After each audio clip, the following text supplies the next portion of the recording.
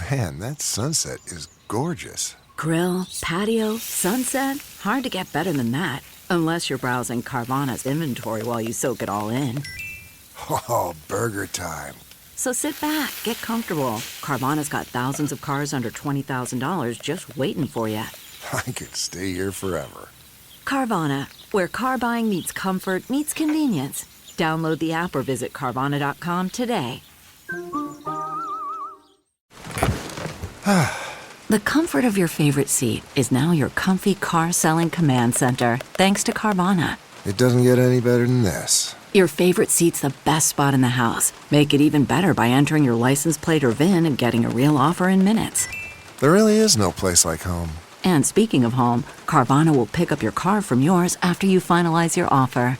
Visit Carvana.com or download the app and sell your car from your comfy place.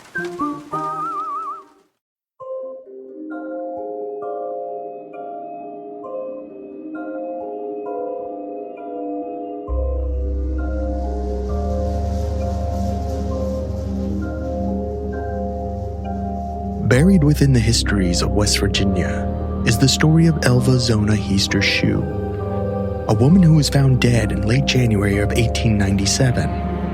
Not an unusual occurrence by itself, but weeks later her mother would claim to receive a message from her dearly departed daughter that her death was anything but natural.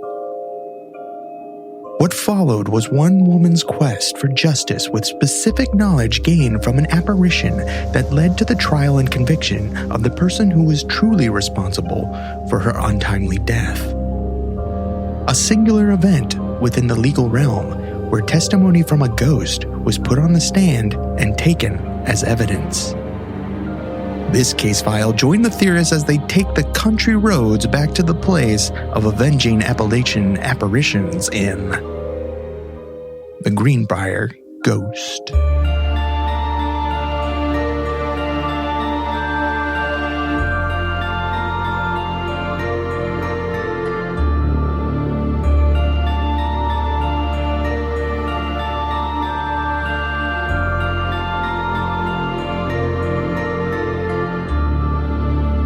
Welcome to Alien Theorist Theorizing Case File 243, the Greenbrier Ghost.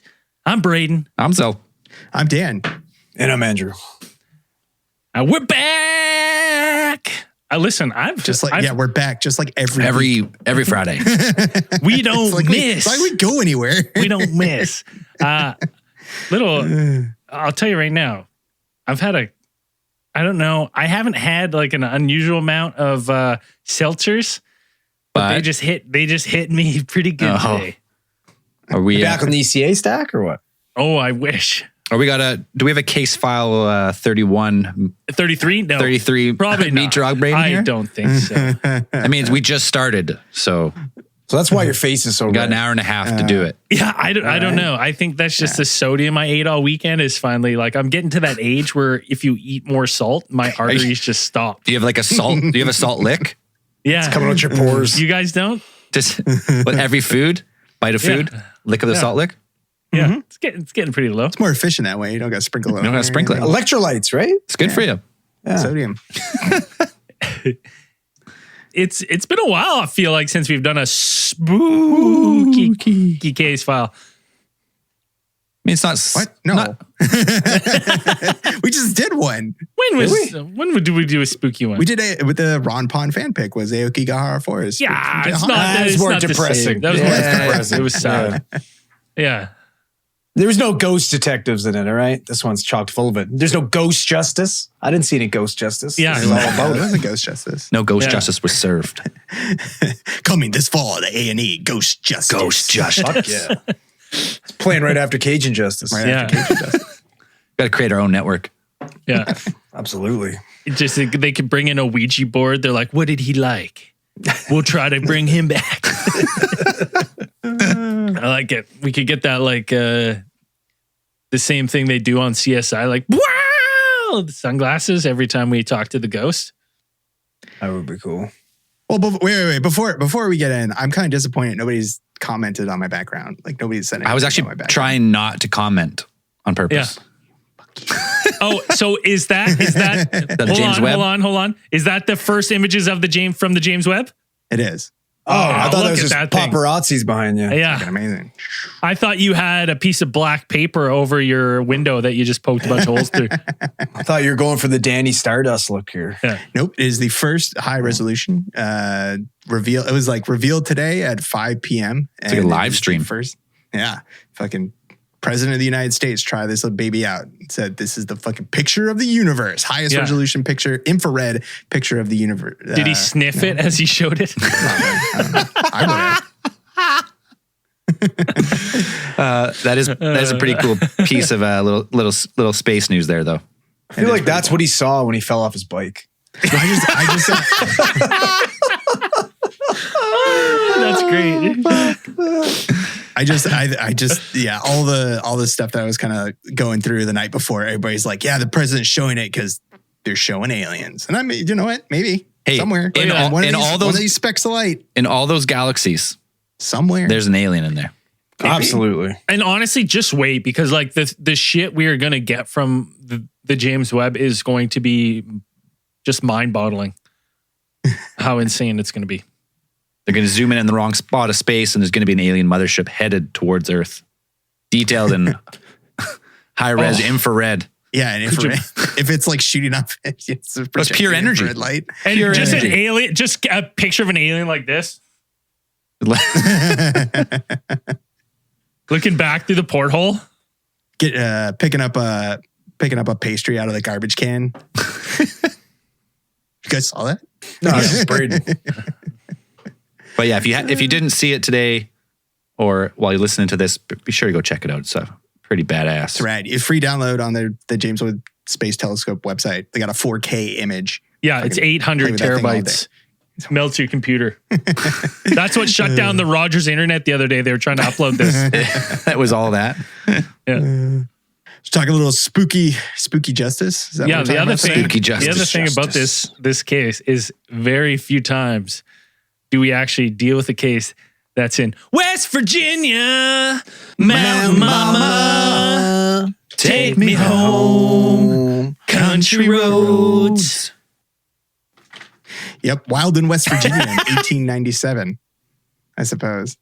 Like fucking, we were just talking about it before, and we just talk about how crazy the 1890s were. The fucking crazy shit's fucking popping off then, at least in the United States. I don't know about Canada, but Were you spend any time there? This is like the Wild West. Were you there in the States in the 1890s, bud? I don't want to be incriminated with anything. All right, that's fair. He pleads the fifth. That's fair. Nothing.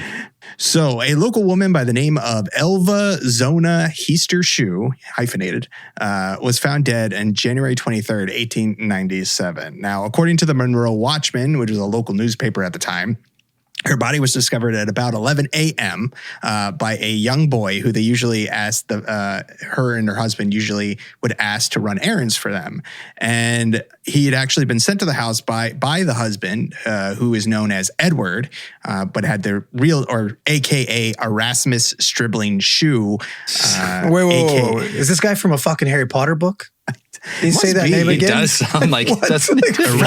Erasmus Stribling Shue. Wingardium Leviosa. Yeah. Erasmus Stribling Shue. Hufflepuff. I don't know where you get Edward from that though. It's like he's like he preferred Edward. He went by Edward, and I don't know where you get Edward from. To Edward. Well, I mean, come on. What are his other choices are Erasmussen and fucking Trout. So yeah, I'll fucking. Yes, that was one of his other nicknames. He was known as Trout. It's like town. Honestly, the worst nickname of all time. Trout. Guy's small because he's slippery. Yeah. I don't know. If you look at his picture, kind of a catch. Oh! By the end of this fucking story, you're gonna want to throw it back, though. Yeah, By researching for this case file, I had this picture in my head. I hadn't seen any photos of any of the people involved, and like I had this picture of Erasmus Stribling Trout and kind of the stuff, the description of him, and you'll get this feeling that you're like, oh, this guy's a total scumbag. He probably looks like some crazy West Virginia mountain man. Well, his nickname's Trout. Yeah, it's like. And I don't know if you look at it, I think he kind of looks like Josh Hartnett. Well, with the nickname Trout, like I would think the opposite. If I was going with just like, hey, this guy's name's Trout, I'm picturing a couple googly eyes Looking either side. As soon as I heard that fucking name, I thought like fucking children's birthday party magician. Like, What? fucking Are children birthday party musician? Or no magician? Magicians are they named Rasmussen? That sounds like sounds like that's after? the next Illusionist. Job. Illusionist for illusionists. Torturing bunnies in his car. Yeah. A few dead doves in his pocket. Didn't make So it. unfortunately for this young boy who is dispatched by Edward, the body of his wife was found laying out, stretched out. The description of the position of the body is that she was laying perfectly straight with her feet together, one hand lying by the side and the other lying across her body, and the head was slightly inclined to one side. And she was found at the bottom of the stairs leading to the second floor of the log house where they both lived. Now, Dan, this was a relatively new marriage, right? Like they'd only been together for about 3 months before she was found dead, right? This is correct. And before that, like from what I understand, Mr. fucking our boy Trouty over here, he was a little bit of a drifter. Old fish boy. Right, just slipping around, flopping around from town to town, right? From stream to stream. Yeah, and he made his way to Greenbrier. Why do you say that? Greenbrier? Greenbrier. Greenbrier. And he made his way to Greenbrier and took up like a blacksmith apprenticeship or something like that, and that's where they met. But like this guy was new to this town. Nobody really knew him, right? Nope. Yeah. Like he was a little bit, like they considered him a bit of a drifter, a handsome drifter by the name of Trout. Yeah. But so I feel like it's important to the story. Who's that new hunk in town? I don't know. He goes by Trout. Such a weird name. I have no idea why they call it. I couldn't really find like why they could. Was there explanation as to why I didn't they find called one. him Because Trout? he's slippery, boys, for sure. He's a slippery If, bastard. He didn't. Hey, when he came to That's good. when he came to fucking, I forgot, Greenbrier. What's it again? Greenbrier. Greenbrier is good. Yeah, Greenbrier is Greenbrier. good. When he came to fucking Greenbrier, he was telling people his name was Edward, not Trout. Right? That's a slippery thing to do. He's a slippery bastard. Yeah, you could say that. All right. So the boy, after finding Miss Heaster-Shue dead, he went to go tell his mother about the body, and then he went to go tell Trout. Now, And Trout reacted like this. Oh my God, what? I can't believe it. I can't believe it. shocked Captain Kirk, and and so he went right back to he went straight from his blacksmith shop where he was apprenticing straight back home. And then later after that, I think it was about an hour later, Dr. George W. Knapp was called in. George Knapp? George Knapp? George Knapp? George Knapp was there? He's that old? Timeless, baby. Yeah, he was just fresh from Skinwalker Ranch. Yeah. He fell through the portal in 2033, Yeah. and this is where he ends up. And he's good enough to be a doctor back then. Absolutely. The one thing I wanted to add about this is like, I mean, the one interesting thing that was reported is that Trout, who he was when he was working that day, the boy who he sent, I guess it's like, I mean, it's not uncommon for you. Like, he's like, hey, my wife's sick at home. You know, she's really sick. Do you mind sending your son to go check on her? See if she needs anything. She's really sick. And this woman's like, yeah, sure. I'll get my son to walk over there, check her out. He's like, okay, good. And then 2 minutes later, he's like, so has your son gone by my house yet or what? Is he over there checking on my wife? Because she's sick. She's really sick. And she's like, So you literally just asked me. I haven't got a chance to talk to my son yet. Noted. It's like As soon as I see left. him, I will let him know. And then like 5 minutes later, he's like, is your son in here? Has your son been here yet? Have you sent him? Do you know have I mentioned my wife's sick? She might. How about you put down your fucking hammer, motherfucker, and your apron and go have a look at your own She's wife. like, you what live are across the street, motherfucker. Yeah, like what are you doing, man?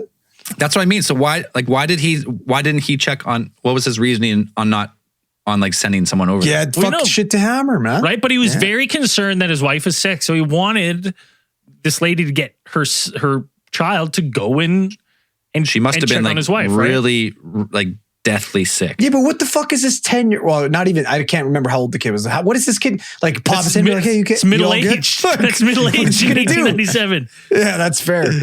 That's fair. Well, I read that actually, like he was sent over there. Actually, was part of the reason was also to do chores. Collect eggs or something. Like go fucking check the chicken coop, grab a couple eggs. But Right. That makes sense. I think that. Yeah. I mean, they had a relationship with the mother and the son. The son was like, there was like an errand, like they would have him run errands, like, collect eggs. He was a to go slave. get stuff, it's 1890s. That's slave labor. Yeah. Child labor. Yeah. Actually, probably. That's probably was. right. Yeah. No. Just saying. Now, when Dr. Knapp arrived at the house about an hour later, the body had already been moved. Shue had already arrived at the house. He had apparently already moved the body and put it in one of the Call him bedrooms. Trout. No one knows who you say when you say Shue. Trout. Trout had already come, and he moved his wife's body. So Trout had already come. He'd moved the body, put it in a bed, already pretty much dressed it for burial, ready to go. Before the doctor got there. Which is super bizarre too, because back then, like it was part of the tradition that like the women of the neighborhood, because obviously we treat women terribly back then. We have them scrub dead bodies and get them ready for burial. But like that's what they did. So for the man to do that is super bizarre. Yeah, it was, right? at least in that town, it was normally considered a tradition for women, women of the community to prepare a body for burial or a woman's body for burial. So this was kind of, super weird. Yeah, it was I feel like he was for sure. Potentially like pondering maybe a weekend at Bernie's thing and then decided against it. So it's worth commenting that the dress he had chosen to put on the corpse had a very high, stiff collar. And because those are in fashion. It's 1897. And he had also, at this point, I believe, I don't know, at this time, he had already put a scarf around her head. He already just kind of scarf. That was for the casket. All right. Well, but I will say though, he did also claim that, about 14 rows of duct tape was pretty fucking proper with a couple stilts taped to the neck too. Like that was all the rage back then. So it's reported that Dr. Knapp attempted, pretty much like, I think he knew she was dead already. Like there's no way, the way he looked at the body and she was already pretty much dead, but he did anyways, as his responsibility, attempted some type of resuscitation techniques and then pretty much declared her dead. Yeah, he probably wiggled her toe. Yeah, she ain't moving. But he did say that he did notice kind of right away that there were these slight discolorations on the right side of her neck and on the right cheek. And then, but he couldn't get a really good look at the body as Trout was noticeably distressed about the death of his wife. His wife just died. His hysteria seemed to amplify. He's standing there fine. He's at her feet looking. And then he gets to her waist and he's like, gets to her chest. He's like, she starts to look. He's like, jumps over her. He's like, distraught. He's like, okay, well, I really loved her neck. He's like, listen, okay, I'm trying to do an autopsy here. You're getting fucking snot on her, buddy. Like, I'm trying to work here. Come on, man. Come on, Trout. You're sliming her. So when the doctor seen the bruise, the bruisey on her side, did you say the bruisey? The little bruisies. Little bruisies on the side. The ecchymosis. Would he did his mind go maybe she fell and hit her face, or would you not go and investigate further? 1897? Listen, this guy, I'm telling you right now, it was about 5 minutes away from lunchtime because he's like, well, this guy's pretty upset. It's pretty sad. So might as well wrap it up. She's dead. Seems legit. Gotta go. Nothing to see here. Yeah. And let's just be real here. I think they threw the term doctor pretty loosely around these times. This guy's probably a barber. Let's be honest. He could be from, you could get on your horse, ride 2 towns over and be like, I'm a doctor. And they'd be like, oh, great. We need one here. Totally dude, it's 1897 is such a crazy time because you just be like, yeah, I'm leaving this name behind and I am now a new person. And our boy fucking Trout is a perfect example. He showed up at this place. I'm Edward all of a sudden. Yeah, I'm Edward. Call me Trout. Every town he goes to, he has a fish nickname. Just changes it up. Yeah. Yeah, it was noted that Trout was awfully hesitant to let the doctor examine anywhere near Zona's head, anywhere near her neck, and he was pretty much like, I picture him just throwing his body over hers and just sobbing, Well, peering over his shoulder through one partially opened eye. Splashing a little water on pretty his much face. body blocking the doctor, just Yeah. like, just like right in front of him. Every time the doctor's maybe I could just get a little look over here. But yeah, so unfortunately, the doctor couldn't really get a really great look, so he's left with pretty much giving her a diagnosis of cause of death as being, I think the diagnosis was like perpetual fainting, Endless fainting. Endless fainting? The endless faint. endless fainting, which was at the time that was kind of just another way to say heart attack. Like it was just or heart failure. That was just a working diagnosis, though. I think he had a Right. So, and then later he would change his diagnosis after that one to complications from pregnancy. Well, but the thing is, we weren't really sure whether she was pregnant or not because nobody had any inkling. He also didn't say it that nicely. He was like, just women's complications. Yes. Lady problems. He's The like, female body was a mystery back then. It's a terrible thing. She just died from too much clucking. Hands get together, they just be jibbing and jabbing, and she just died of exhaustion from too much clucking. Absolutely. Now, I think it's quite correct to believe that we could possibly assume that she possibly talked herself into cardiac arrest. That she might have had a bout of the nagging, too much nagging, and died from the stress of it all. Were there cars back then? Because she could have. No, they didn't have cars. We're getting close to the first cars. Yeah, but not in West Virginia. Yeah. Not up there in West Virginia. So now she was moved, like the body was moved. She was put in a casket pretty much, and she was taken to the home of her mother, Mrs. Mary Jane Heaster, which was they said about 14 miles away on nearby Big Sewell Mountain. And there the body had been dressed for burial in the thing. And when they had an open casket, it was said that during the viewing, Trout always remained at the head of the casket. He's very devoted to his wife, even when she's dead. He's sitting there at the head of the bed, and people are coming up to give the respects. He's like, "Yeah, how you doing? Keep it moving, bud. You're fucking spending way too much time. Hey, take a picture. It lasts longer." They're like reaching out to like caress her face or something. He just like smacks their hand away. Well, and then he did a little fucking adjustments himself. He had a couple like towels or something rolled up around her head. She was wearing a hijab. No one had ever heard one back then, 1887, West Virginia. He also made sure that she was buried with her favorite scarf, supposedly, that was tied around her neck. Really widely tied. He had placed like a cushion or something, like some sort of like cushion or a towel or something around her head. like propping her head up, making sure that it was kind of secure. Now, she was buried pretty much after the day after the viewing. She was buried at the cemetery on that hilltop near her mother's home.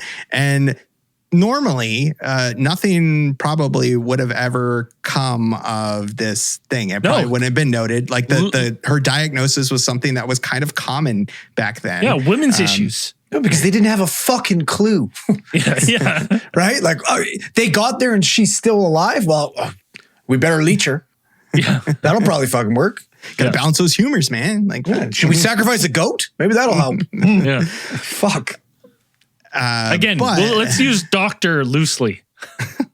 So I guess we're past the point of smoking ashes here. Didn't we talk about that during the New England vampire panic? Right. So we're a little bit past that so far. So I don't think I'm sure across. You know what? Maybe I wouldn't be surprised if Trout was pushing for it. Absolutely. Can we cremate her? Everyone have He's a like, puff? remember all those vampires? Just in case. Should we just be safe just this one time? Just in case. Yeah, it would have played right into his hands. So this is when you enter Zona's mother, Mary J. Heaster, who we mentioned before. Now, Mrs. Heaster had never really liked Trout. You mean over the whole entire 3 months that she fucking knew him? Yeah. Trout. I thought you meant she didn't like fish. I was like, what does this have to do with anything? And I mean, she understandably she was distraught from the death of her daughter, who was her only daughter of like 8 kids. I think she had like 7 brothers, and then she was the only daughter. And So that adds some significance to the whole situation.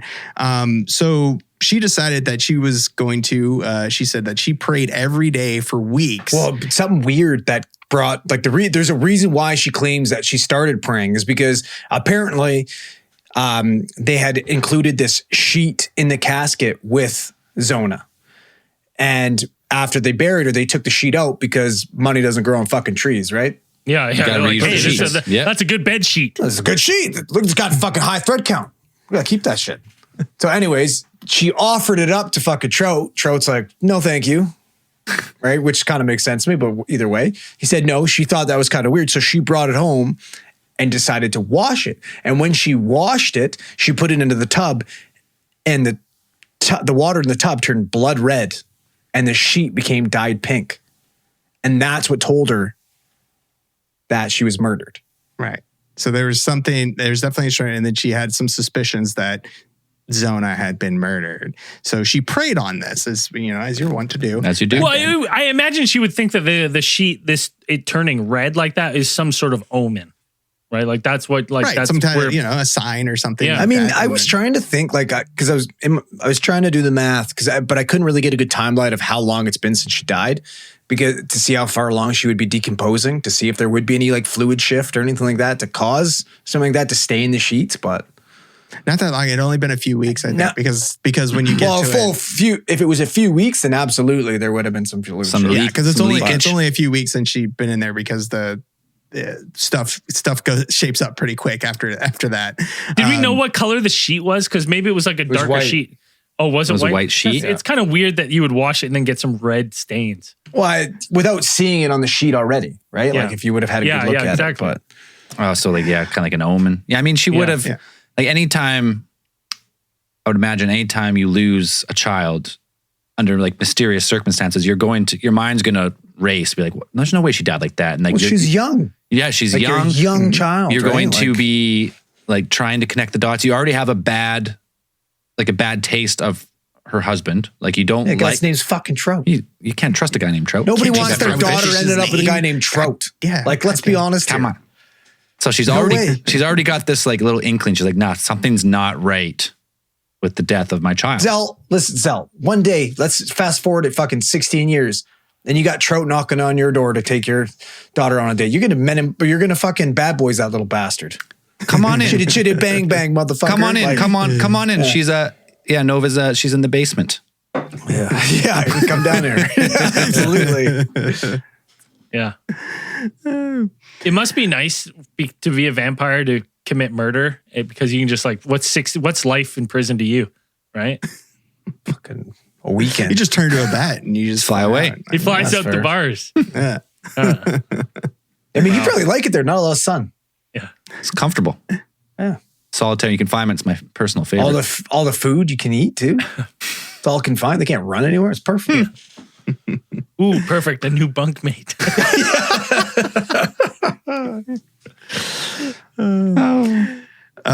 So Heaster prayed on her daughter's death in the evening for weeks, until she said that her prayers were answered.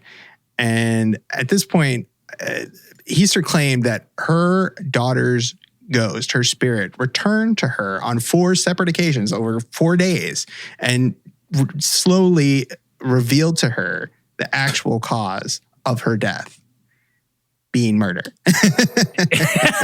Yeah, if you haven't hinted at it yet. it out. Something suspicious happened to her daughter and her ghost through dreams. So with this, It's weird though. It's weird though, because like over the 4 days, to me, like when I heard this, it's like this story, but she doesn't get all the information. So because she's got to wait for the different zonas. You got the zona of Christmas past, the zona of Christmas future, right? Mm-hmm, mm-hmm. Yeah. See, I kind of thought it was like this we hear about spirits who leave with unfinished business. Yeah. It's nasty. Business. They linger and stuff. And it's like, to me, it was like she had figured out a way to communicate, but she just couldn't, because, from the mother's accounts, like, she wouldn't really talk, right? Wouldn't really respond. And then she only would talk about things involving her death, but only bits and pieces at a time. So it was almost like she couldn't get that information across. And it took 4 days to get all the information to her mother. It took her spinning her fucking head completely around to get the point across that her neck was broken. Yeah. Literally the whole time, that. day one, she's like, Mom, my neck was broken. She's like, what, dear? What was that? What's a neck? What's a neck? Pardon? Huh? You have to talk in my good ear. That seems like a perfect time to grab a beer, and we'll be right back with... What was that, Sal? What was that? Was it a beer break? Is that what you're saying? Can't hear you. You gotta speak louder. Just speak up. I'm looking for a sign that we should grab a beer. Please. Oh, please, what? anything. A what? A beer. I'd like to grab a beer, what please. Now? I can't. All right, we'll be right back. We'll be right back. The comfort of your favorite seat is now your comfy car selling command center, thanks to Carvana. It doesn't get any better than this. Your favorite seat's the best spot in the house. Make it even better by entering your license plate or VIN and getting a real offer in minutes. There really is no place like home. And speaking of home, Carvana will pick up your car from yours after you finalize your offer. Visit Carvana.com or download the app and sell your car from your comfy place. That's not just the sound of that first sip of Morning Joe. It's the sound of someone shopping for a car on Carvana from the comfort of home. That's a good blend. It's time to take it easy, like answering some easy questions to get pre-qualified for a car in minutes. Talk about starting the morning right. Just like customizing your terms so your car fits your budget. Visit Carvana.com or download the app to experience car shopping the way it should be. Convenient, comfortable. What do you say about your neck? So now with the information that she has been given to her from her daughter's ghost or a vision or a dream or whatever you want to call it. And the information that she now has was that she was strangled to death, her windpipe was crushed, and her neck was broken. And she shows her this. You're missing the biggest fucking thing here, though. You're missing the reason. She didn't serve him meat for dinner. Right. Oh, I mean, Trout hates fucking vegetables, boys. yeah. Well, here, let me say, honestly, that's, I mean, if I was a mother, I wouldn't be bringing that up in court because that's probably going to get an acquittal. Fucking. Especially in 1897, like no meat on the table. Yeah, I did. I'll tell you what. Wait, so how do we know that was the reason? Because she told her. She told that's one of her that's fucking her force ghost. Oh, like told her in the dreams or however she was communicating. Yeah. She told her I didn't serve meat for dinner, so he beat me. He strangled me. Shit. He crushed my windpipe, and then he broke my neck. And that's when on the fourth day she turns her head right around to show like full my Beetlejuice. neck is broken. 180 degrees. This is a weird, like, honestly, it's a weird chain of events because now the mom, you know, who's obviously distraught that her daughter dies, hates Trout, is having these visions. Her daughters told her this in dreams. She's now bringing this up to people, being like, my daughter was murdered. Right. And a ghost told me. She takes this knowledge to along and travels to Lewisburg with her brother-in-law, Johnson Heaster, to visit the prosecutor there, John A. Preston, who it said that at first he disbelieved her story as you would kind of lawyer. At that point. A lawyer, like you're a lawyer, kind of be like, okay, I'm sorry. What you're telling me seen that a ghost, and she said, a ghost, not a ghost. My daughter, right? And it's like my daughter came back and told me. Okay, so we're. I honestly put that on because there's some official accounts where like he gets swayed.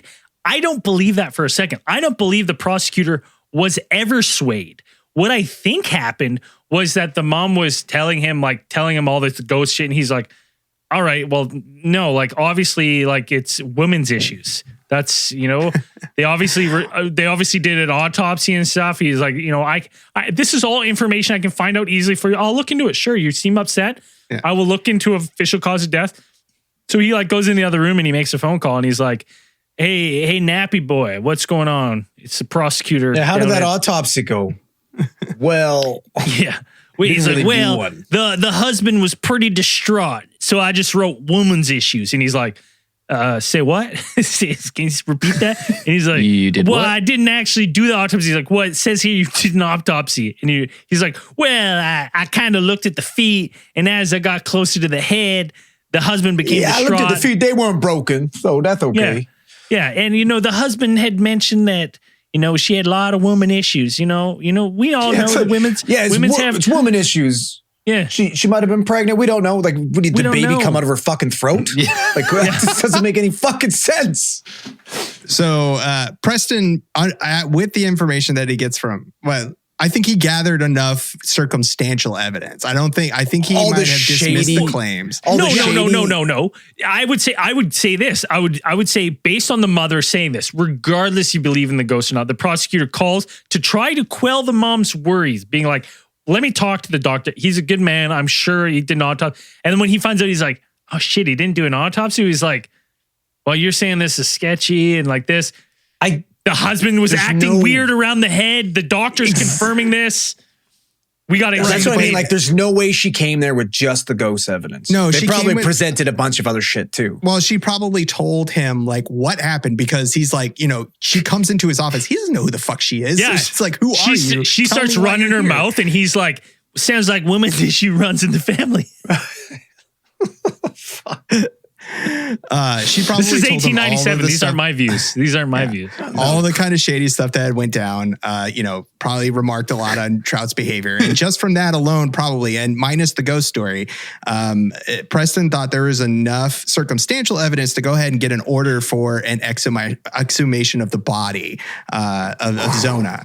And Zoom in the I think boom he boom. kind of Let's thought go. he kind of figured this as a win-win, because if you exhume the body, it either comes up and like everything is what the doctor said it was, women's or issues. it's going to show or they're going to do an autopsy and they're going to figure out something I think it's untoward happened to Zona. I just think it's she ran into the right person who is like, these things, no, we have to do these things right and by the book. We can't be, it's 1897. Or this people. guy's We like can't way be into letting ghosts. this- Is it ghosts? You said fucking ghost? You said a ghost? I'm in. He's like, 100%. How many nights? Yeah, How many nights? what? 4? Are you serious? Shit. Let me Oh, get absolutely. We're exhuming the body. Yeah, we have to.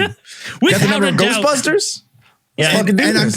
I'm pretty sure Heaster at some point, like she assured Preston that she would go on the stand and tell her story. And I'm pretty sure that he told her, I don't want you to do that. I don't want you to go up there. And he was hoping that she never did have to take the stand. Well, they can't handle the truth, Dan. Yeah. But he wasn't really, he wasn't super supportive of her becoming like a state's witness, and if there was to be a trial at the thing. So a few days later, the exhumation took place, and Shue was very vehemently objecting to the actual exhumation of the body. He tried everything within his power to get them to stop from digging up He laid on top. He laid on top. The same thing he did. And it was made pretty clear to him that if he didn't let them do it, if he didn't allow them to do it, he would be forced to do it. Like they would force him to. They were like, we're Here's going a to shovel, make you bud. dig it. They said that, there and no, minced words. They didn't mince words, and they told him that he would be arrested if they would, if they wouldn't let him dig at the body. And Wouldn't be it the was first reported time. that he, after they made this clear, it was reported that he said something along the lines, "But they will not be able to prove that I did it." Okay, Just out of the blue. Something innocent people say blurted regularly. it out. Yeah, they were like, Did what? Did what cause women's issues? nothing. So at present at the autopsy, it was Knapp and 2 other doctors who had the body laid out in the town's 1-room schoolhouse. And that little to boy go was ahead there and do too. it. The boy was there too. The boy was there too, as if he hasn't seen enough shit.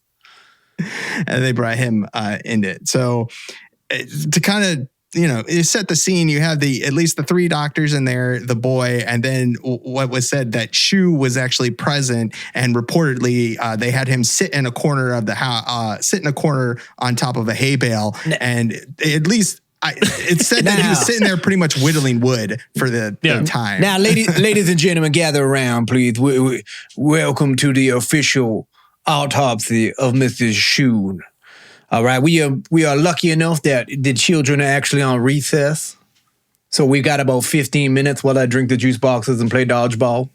Just so you know, it doesn't matter what you find. You can't prove it was me. Just saying. All right, Mr. Shue, we haven't even fucking started yet. Just relax, okay? I'm just saying, I don't know. Huh? What? So, as we saw here, Mr. Shue's neck has obviously been broken.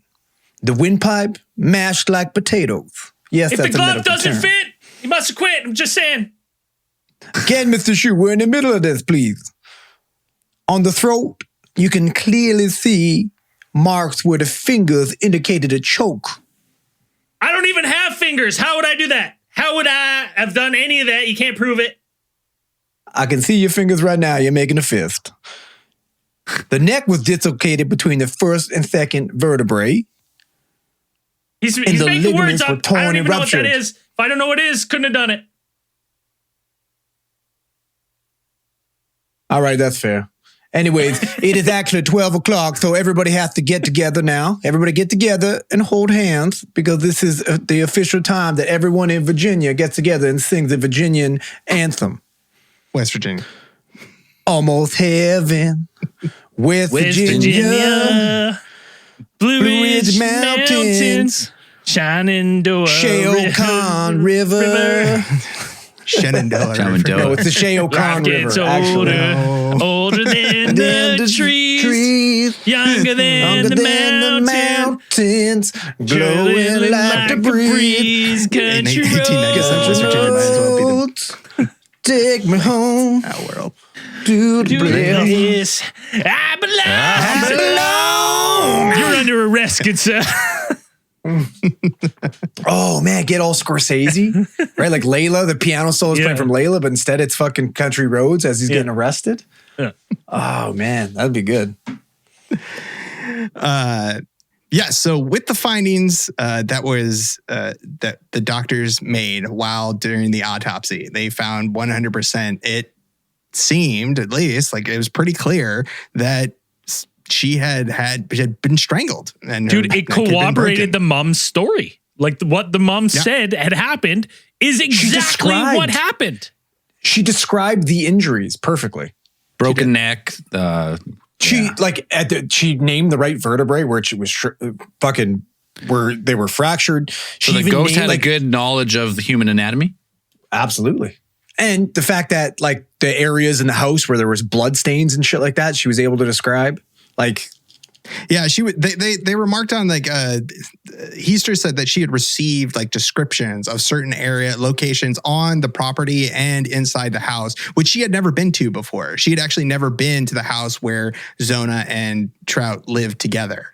But with the descriptions that she gave to the investigators, they said that it was kind of spooky that it was pretty accurate as to. It was also spooky that she claimed a ghost gave her those directions. Yeah, it's also boys, spooky. this is fuck ghost justice, man. Ghost justice. Ghost justice. So with this new evidence in play, his trial was scheduled to get underway June 23rd, 1897. Yeah, I think that back then they put Trout on one end of a seesaw and a chicken on the other. And if it balanced out, he was guilty. Anything else, he was innocent. Or a witch. One of the two. I think that's how justice was served back then. If they drowned, they're a witch. So during these proceedings, you got a more accurate picture of who Trout was. Now, we've already told you that he was a bit of a drifter. He'd pretty much just appeared in town one day, took up the blacksmith apprenticeship. Still a little bit of a shady character, but he was just a handsome drifter type at the time.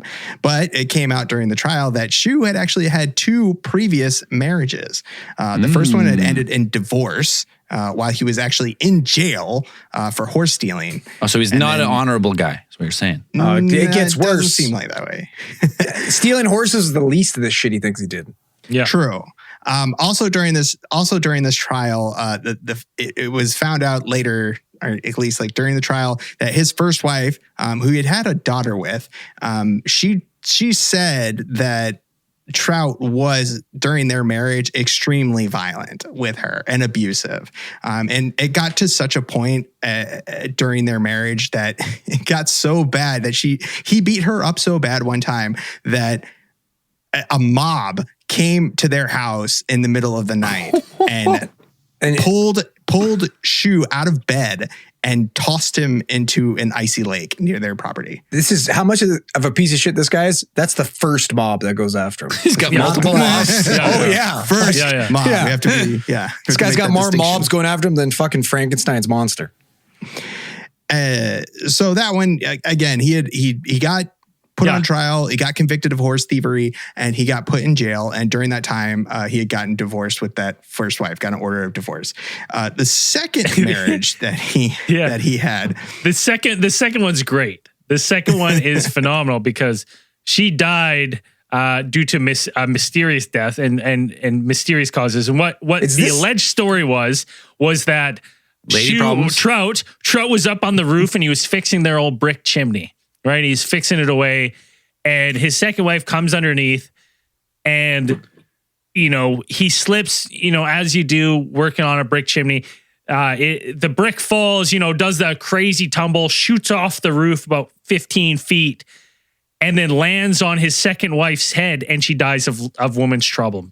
Complicated. She was conveniently gardening underneath the chimney at the time. Yeah, and then to just die of womanly complications out of the blue like this is crazy. This guy was trying to tell him how to do the job, and she died. I'm literally like, this guy.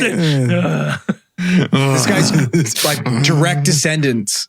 His direct fucking great grandson is fucking Michael Peterson. Yeah. Seriously. Absolutely. I've never fucking how is he getting away with all this shit?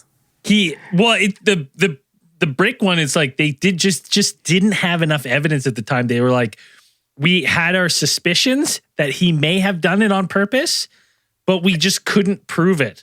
And I think at that time also, the second marriage, they were living with his parents at the time. And I think they may have helped cover it up. Were they? Time. I'd imagine they probably weren't pulling fingerprints at that time. I don't think. Because that guy was it Mark Twain technology?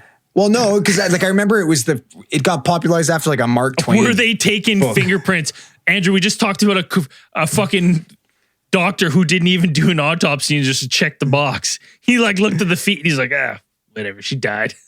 Oh, wait. She dead. She gone. Were they lifting fingerprints?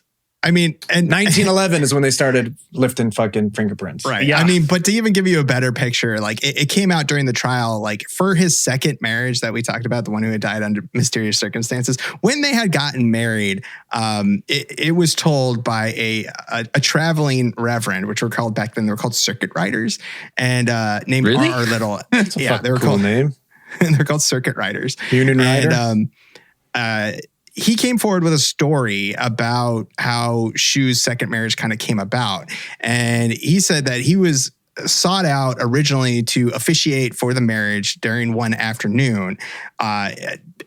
Shue and his spouse at the time, or prospective spouse, never showed up, and then until midnight, Shue came and got him out of bed at midnight to come out and do the wedding, to officiate for the wedding. And when he showed him the marriage license that he had obtained, the reverend it's the wrong county. Pointed out to him and said, "This is the wrong county. This is the next county over. I can't do this." And so in response, Trout go ahead and says, "Well, it's a lovely moonlit night outside. So why don't we just walking. Just walk. Yeah, why don't we just hike a mile over the county line to get it done?" And they did. And he agreed. They agreed. So the Reverend agrees to go with him. They go over to the next county over. He starts the ceremony. He gets to the part where objections are to be had, and there's nobody really there to speak. Does anybody object to this marriage? And the Reverend says, "I do." He says, "I do," because on the reasons that she is a child, is what he She's said. 15. She has no family present. Nope. At all. It's just her. You're obviously a fucking scumbag. Your name's Trout. Right? This is a mistake. Yeah. You know what though? Anyone Honestly, named after a freshwater fish is a fucking here's scumbag. my thing. How dare he? Because during this trial, he doesn't say like, "Hey, Trout, I was forced to do this." He at all times sounded like a willing participant, and then he fucking has the audacity to protest the wedding. Could you imagine getting married for a second? You're getting married, right? And you're sitting there with all your friends and family, or no one. Maybe you just eloped, right? And you're getting married, and then the pastor or the justice of the circuit peace, fucking guy. What's the traveling circuit? the circuit rider goes, No, that's it. "And does anyone have any objections? Speak now, forever hold your peace." After a brief moment of silence, he goes, "No one? Well, then I do." And You know- you're like, she's like, "Huh? What?" You know what happened is he probably got paid first. Oh, yeah. Yeah, Right? that's fair. He took the cash. He Took the walked to cash. the line. I'm pretty sure they didn't actually get married on this account. They actually ended up going to get married somewhere else after because the guy next wouldn't day. do it. Yeah. The next day, they got a different dude. Why to do the walk? It was they got Fucking a Jesus different guy to told do him. it in that county. They got another clergyman to do it where Well, you know the why? license had been obtained. The Lord works in mysterious ways. He boys. really wanted to get it done that night because they had to be married. She wasn't going to give it up. And he really wanted it. All right. That's what Makes sense happened. now. That makes That's sense. what happened. And then Right. people say like, yeah, she's 15, which is very young. But at this time, 37. dude, at this now. time, girls are getting married at 13. Yeah, it's fucked. It's fucking so crazy. That's a girl in grade 8 getting married and having kids with, how old was this guy at this time? Like a grown fucking He's man. probably 42. No. I think he was in his 20s. He was Whatever it 32, is. I think, when he married 30. Zona. If the guy wasn't 17 and she, like 2 years older or something, it's super, like nowadays, it's super weird. 15. Nowadays, it's illegal. It's illegal. Yeah. Nowadays, it's Super illegal. weird. I mean, illegal. Yeah. Because hey, 18's an adult. There's probably some places where if you have consent under 18 from your parents, it can still happen. But In West Virginia, it's Is it 16. 16? 16? I looked it up. What was that? The shitty act, the piece of shit actor from Green Mile? He turned out to be a piece of shit in real life. Remember? Yeah, And he married that 16-year-old and got her parents' permission to marry her. I don't remember this, but she was also a piece of shit. But it was There's just a bunch of pieces of shit getting together. Everyone, all around. Yeah. Fucking wild times. Doug Hutchinson. Yes. Yeah, he was a piece of shit in that movie and in real life. Yes. Yeah, it's perfect. So yeah, that marriage, like we said, only lasted 8 months until she died under mysterious circumstances. Yeah, fucking brick to the face. Brick to the face. Yeah. I think actually, that's one of them. I think women complications. there were like 4 rumors going around about how she died. I think I'm not sure which one was the actual true one. I know I've heard the Rock one, but I think there might have been other ones that they had talked about that had happened. But anyways, the during the actual trial, Mary Heaster ended up on the stand. And I think just to add to, it was also brought up during the trial that Trout had been saying to people, "I want to be married 7 times." right when he was in prison. Yeah. Yeah. It was said that. Doesn't really bode well. Doesn't that make sense? he Lucky made a number boast. 7? Yeah. Lucky number 7. 7 wives. Doesn't everybody want that?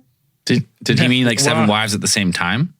No, he said he was going to be married to, he was going to have 7 marriages. Like that's kind of what he said. So he's going to be married 7 times or 7 wives. That's what he was saying in prison. So that did not, Sounds like a that fucking did nightmare. not lend his character, put his character in a shining light. It's a hell of a lot of alimony. No thanks. Yeah. So yeah. So when Mary Heaster got up on the stand, she was questioned by the defense, and the defense, I think they were actually kind of happy that she got up there because they knew about the visions she had, and they were pretty sure that they could flip this. Like they saw this as an opportunity more than anything else to be able to. It didn't hurt that anytime she would bring up the ghost talk to her, Trout would yell, "That's not how it happened. Didn't happen like that." Ghosts aren't real.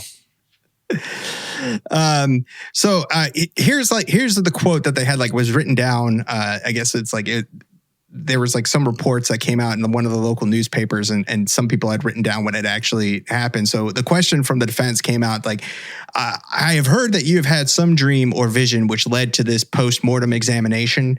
And Heaster answered with, they saw enough themselves without me telling them. It was no dream. She came back and told me that that he was mad that she didn't have no meat cooked for supper. But she said she had plenty, and said that she had butter and apple butter, apples, and named over 2 or 3 kinds of jellies, pears and cherries, and raspberry jelly. And jelly she says, for dinner? Yeah. No. And then she kind of goes on, and then eventually at the end, she says, well, I saw the place just exactly as she told me, and I saw blood right there where she told me, and she told me something about that meat every night she came, just as she did the first night. She came 4 times and 4 nights, but the second night she told me that her neck was squeezed off at the first joint, and it was as she told me. So that was what she said. So the defense went at her for a good amount of time, trying to get her to slip up, to try to get her to either change her story, trying to get her to admit that these were dreams and not visions, as there was a distinction between the two, as the visions being something that could be sent by God and therefore kind of inscrutable, and then or being a dream, which is therefore not really admissible in the court. I suppose, could kind of turn this was a trial by jury, so it's you still had the jury. Well, I guess it's really religious back then. So if you're saying it's a message from God, everyone's like, oh, that makes sense. So there is that bit. I do declare that I'm leaning towards this story. And the judge never ordered that her testimony be ignored. He never had it struck from the record. He never asked the jury to disregard her testimony, as something that couldn't be admitted. Well, Dan, would you risk the wrath of God? No, God, no. I suppose not. So the jury heard this, and they, she was pretty convincing in her statements, being that she saw her daughter come back to her in the flesh and blood, or not so flesh and blood, but and tell her these things, and that these things came true, what she told her. So now, following this, this testimony, the next day, it was a tough act to follow. So who are you going to put up there? You're going to put Shue himself. You're going to put good old Trout Boy, the old slippery fish himself. And according to them, he went on he did not do a very good job up on the stand. He went up there to pretty much try and make the case for himself, and then ended up going into what is said to be incredible detail regarding things of no consequence, and then tried to actually appeal to the jury by pretty much asking them to look into his face and judge him guilty. Do I look like a liar? Yeah. Yes. Yeah. Yes, you do. Yes, you do. He was banking on his good looks. And I guess he didn't do a really good job, because the jury apparently took almost less than an hour. Yeah. to come back and convict Shue of murder. They went out to lunch, they had a quick bite. They all looked at each other and went, guilty? They're like, yep. Ghost justice. Yeah. They probably didn't even talk about it for the whole hour. Yeah, they talked about it. Had a great meal. They didn't have you got to. 5 minutes in, they're like, you're guilty? Yeah, guilty. And then they just you got the head juror. The head juror's like, listen, boys, I know it's fucked. Sounds crazy.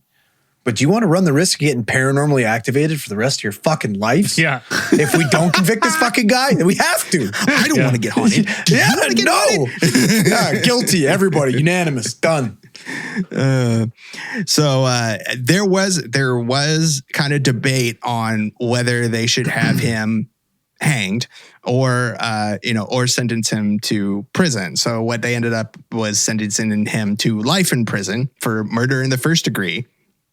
And as he was being held, it said that while he was being held to be sent to a state penitentiary, mob number 2 came after him. There was a lynch mob that was formed that came to, do what lynch mobs do. And he did not they managed to, I think the sheriff at the time managed to talk them down, and they went and hid him in the woods while they went and talked down the mob apparently. And but he was eventually transferred to a state penitentiary where he ended up dying soon after in 1905, I believe, after an epidemic had pretty much tore through the prison. An epidemic of fucking ghost justice. Of ghost justice. That guy got paranormally activated and murdered for sure by a ghost. Apparently the prison that I can't remember the name of the prison that he was sent to, but apparently that prison is also haunted. So well, I'm sure all prisons are haunted from back then. Boys, this is fucking crazy. It's like what are our options here? They say it's one of the only times where it is ghost the only testimony. Time. Yeah, ghost testimony convicted a man to life in prison. There's a road marker for this specific case. There is a historical road marker out there in Greenbrier. It's like not really. I mean, it's not technically a ghost testimony because they didn't get the ghost on the stand, but she testified through the mother who brought the information. Was like, this ghost told me this, and it all checks out. That's where the blood was. Blah blah blah. This is how her neck is broken. We do not get to this outcome without the ghost visions. Yeah. And this ghost speaking to the mom in visions. Yeah, I mean, he was convicted, and what they said was all circumstantial evidence, but he was convicted. Well, I mean, it doesn't help his case that during the autopsy he yelled, "You can't prove it was me." Yeah, right. I'm like, that doesn't bode well any favors. Well, yeah, I'd say there's a lot of shady shit on his history too with his other two wives. His history of violence, mysterious, like that type of shit. But like in my brain, it's like literally we have three options. We got a fucking serious, like an actual paranormal activity. They got paranormally activated and the story's true. The second option is Zora and her mom were fucking Jedis and her Force ghost came back and told her the whole story. Possible. Or three, Brady. West Virginia is known for Jedis. What is this third option? Third option? Think about it. What is the third option in this situation? The mother was involved in the murder. The mother did it. Right? Or yeah. How else would she have all this intimate information? Here's I've been thinking about this all day. Me and Andrew talked earlier, and I said, we were trying to look at it from a different way of like, okay, well, this is crazy that they got this guy convicted on this testimony. I'm like, what would be the flip side? Well, the flip side would be that didn't happen, but then she knew the exact details of the murder. How would she know the exact details of a severed spine and like the wind, the choking and where the blood was located, if she was there and she was involved and she did it, right? It was said that Zona? Yeah, Zona's right. She had a child out of wedlock. Was back then was a little bit of a disgrace to the community. More than a little bit, right? And then maybe perhaps by all accounts, no one wanted to marry this Trout guy and this grifter who just rolled into town. So maybe this was just a slight that her mother could not handle. Perhaps Trout's innocent in all this, and it was the mother all along. Perhaps the mother and Trout had an affair. And they conspired against, and there was only one way to get Zona out of the picture, but then the mom ended up framing fucking Trout. The other thing that I was thinking of later this afternoon after we had talked about this theory. Oh, come on, we got to get crazier. Was that Trout maybe in like, the mother didn't like him and maybe she confronted him, right? Maybe she confronted him and he told her, he's like, listen, you keep pushing this. I'm going to fucking snap your neck like I did your daughter. And I'm going to choke the life out of you, just like I did to her. Right? No one's going to believe the guy's got an obsession with ghosts. Yeah, no one. Well, no, they're not going to believe a woman, but they'll believe a ghost. Yeah, well, exactly, dude. But honestly, that's the thing. She's like she had a vision of this vision, right, from God. This ghostly presence that told her all these things. But maybe it was that Trout told her in like a fit of rage, being like, "I'll do the same to you if you don't shut the fuck up. You don't shut up." Yeah, I mean, we've seen it before. So I would say that she didn't make the statements about the first and the first vertebrae until during the trial. Dan, unless you're trying to tie in aliens, I don't want to hear it. I'm just saying. Let's go. That I wanted to get crazier. I mean, aliens. Yeah. Body snatchers? But but the thing is, the only way, because if you're trying to eliminate ghosts of this story, you're like, ghosts are the prevalent theme of this story. If you eliminate ghosts, you have a fucking insane murder conspiracy here. like either way, this story and case is insane, because like the alternatives of the mother knowing exactly what happened either places her at the scene and shows like she would obviously know where the blood is, which means she was directly involved and potentially like pointed the finger at an accomplice or an innocent man. Right? Those are the alternatives we're looking at here. If you're going to say no to ghosts, I mean, like throughout time since we've been having these legal systems, organized law, we've only had one ghost. What about? We've only had one ghost situation. One that was taken as evidence. I mean, I'm sure there's other people who came into court and were like, "Fucking ghost told me this." I mean, ghost made me came in. We made some pottery together. That was the whole Amityville made me kill him thing, though. Yeah, sure. That was like the whole Amityville case. Was the guy telling that the ghost made him do it? Satan, but it didn't stick. But it wasn't. I'm just saying. It was just like it was in court. Like ghosts aren't unusual. Ghosts are in court all the time. The other if the ghost spins its head in a 360, you must acquit. It's a rule. I've heard it says it. You know, said that. The other thing that I was kind of looking at was in my head was humming and hawing with the idea that perhaps Zona Heaster, and this is pure speculation. Zona, like by all accounts, the evidence. If I'm looking at the evidence of this case and I gather information, if I was a betting man, I would put all my chips on it happened the exact way it happened. Trout did this. It does seem to add up. It does seem to fit. And I'm looking for. Well, just his history alone speaks for that. Yeah. So it's like, so now I'm looking at this and trying to be like, okay, was there other alternatives so I can eliminate the ghost of this? The other kind of one that I was playing with in my head was perhaps Zona Heaster-Shue's father was upset. Like, this is the only daughter, so I couldn't imagine. She was a single mom. Boom. Ghost confirmed. Mom wasn't in the picture. Ghosts, man. Yeah. It's how do you disprove it?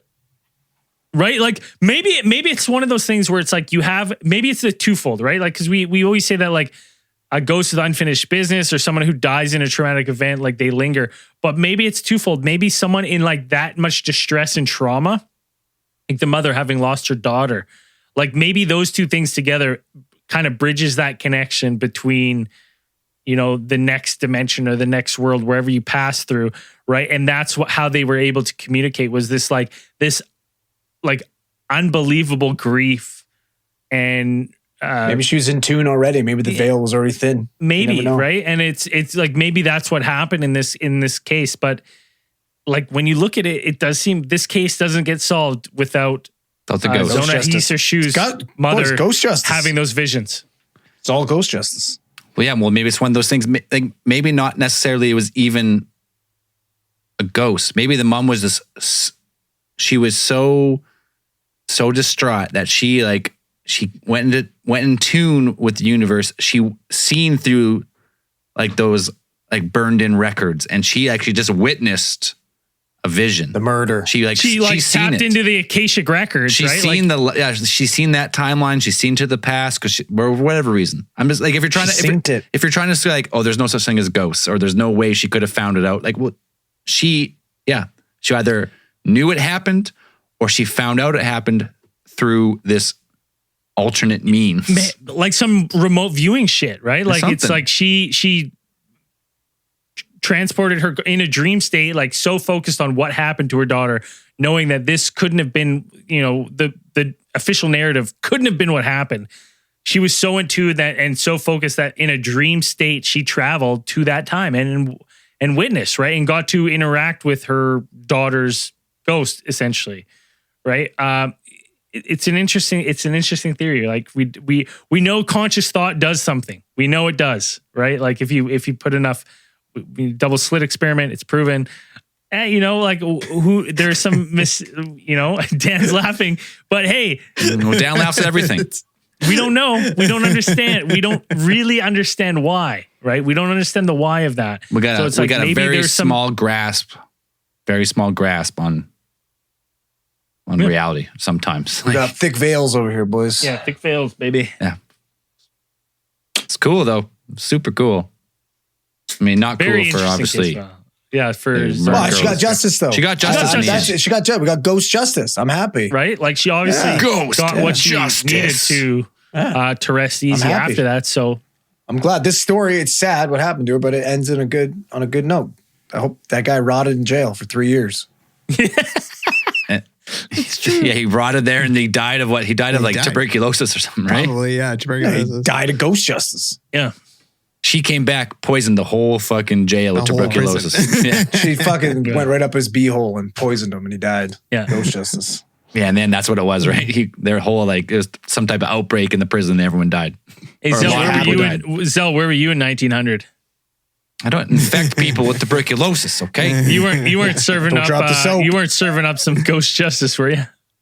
Vampire style. Vampires and ghosts don't get along. Vampires are alive. Fucking ghosts. These are undead. They're undead, but we're still in this reality. We don't have to try and like phase in and out. Here's an interesting the reason, because I for a long time I never thought Zell was actually a vampire, because I've been in front of mirrors with Zell and I've seen Zell's reflection. So I was like, oh, it's just a funny That's joke. a myth. That's But that's now- an old myth. No. Mirrors back in the day were actually made with silver. And That's that what I was mean. that's why they said vampires couldn't be seen in those mirrors. We don't use that practice anymore. So vampires today, with today's mirrors, would see the reflection. So my friend, you got some work to do to disprove you're not a vampire. I'm just saying. No, I think you have work to do. You have Well, I work guess to you'll outlive me. Got a theory of the week? Theory of the week.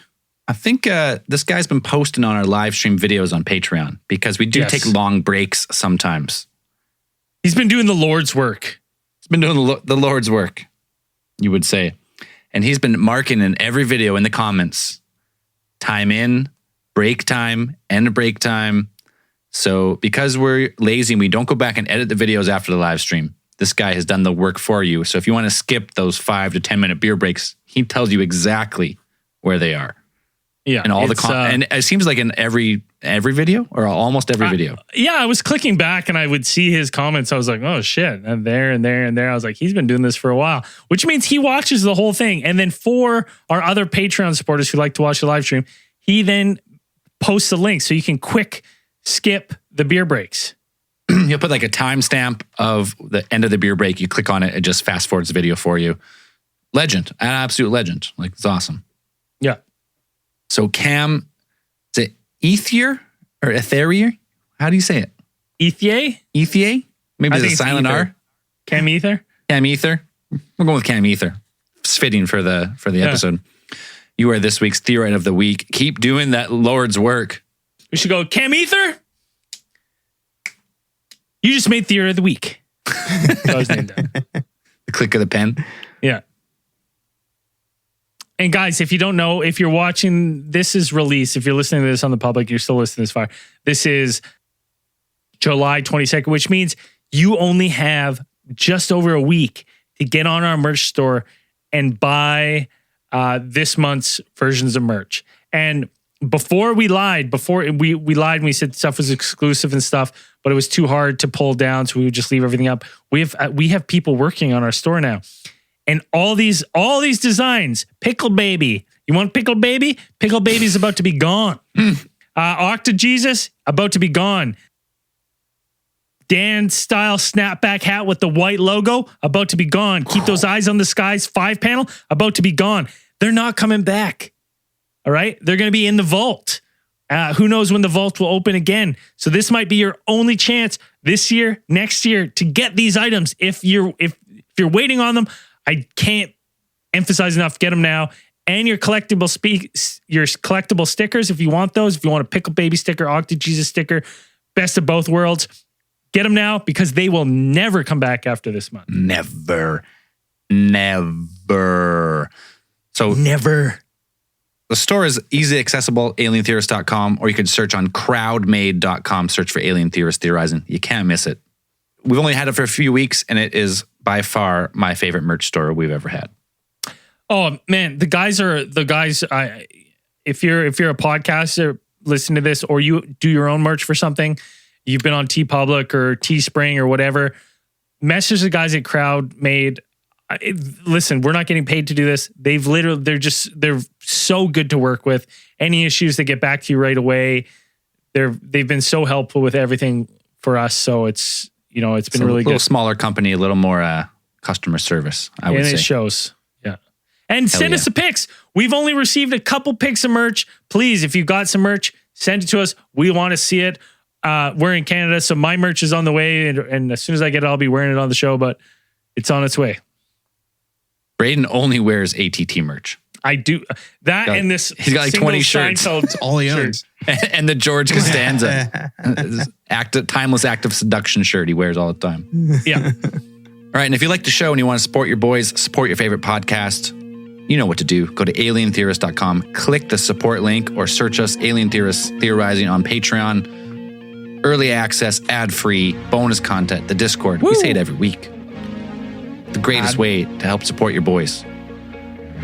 This week's new supporters. Or this week's, we got Gustavo Tapite. I think that's how you say it.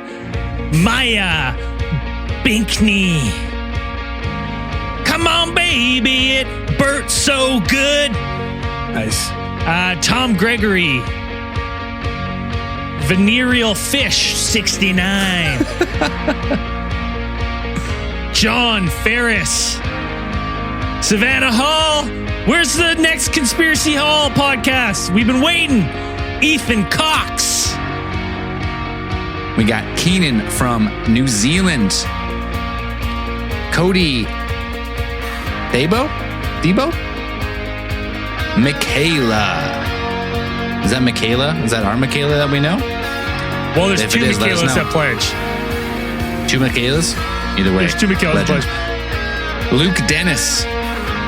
Jasmine goes up a pledge. Daniel Clouston. Lady Jaybird. John Wantland. Scott LePage. And those are for you who don't like Patreon. There's another way to support. It's called Supercast. It's all the same links on alientheorist.com. You don't have to download another app to do it. Xander Early and Invalid ID. Love it. Thank you very much for supporting the show. And as we always say at the end of these things, keep those eyes on the skies.